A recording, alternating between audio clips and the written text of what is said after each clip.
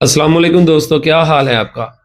आज मैं आपको 5 ऐसी आयतें बताऊँगा, आदतें जो आपकी बीमारी को दावत देती हैं।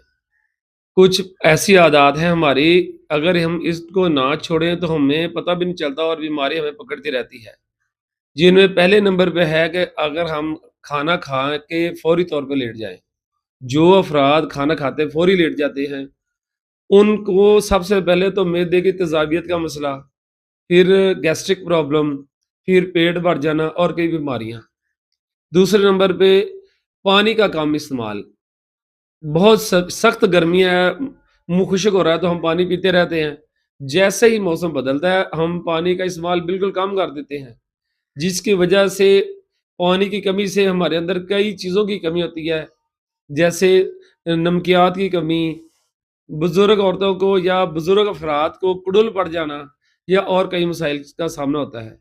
तीसरे नंबर पे आजकल मोबाइल हर किसी के पास है। लेट नाइट तक हम जागते रहते हैं और मोबाइल का इस्तेमाल करते हैं, जिसकी वजह से याददाश्त की कमज़ोरी, पेट बढ़ना और मुख्तलिफ मसाइल बनते हैं।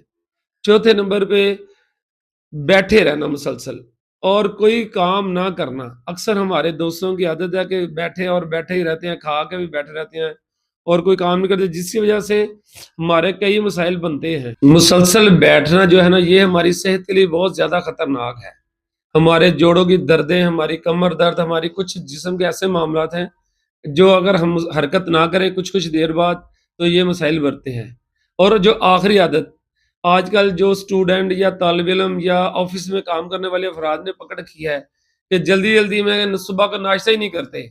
कोई एक आध चाय का कप पिया और नाश्ता ना किया और चले गए।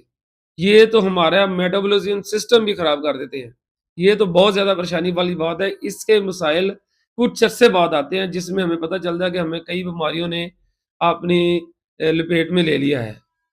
तो बराए मेहरबानी इन आदतों को अगर आपके अंदर हैं तो बदल दें, नहीं तो जो आपको बीमारियाँ लगती हैं, वो आपको अक्सर परेशानी में मुब्तला रखती हैं। अस्सलाम वालेकुम।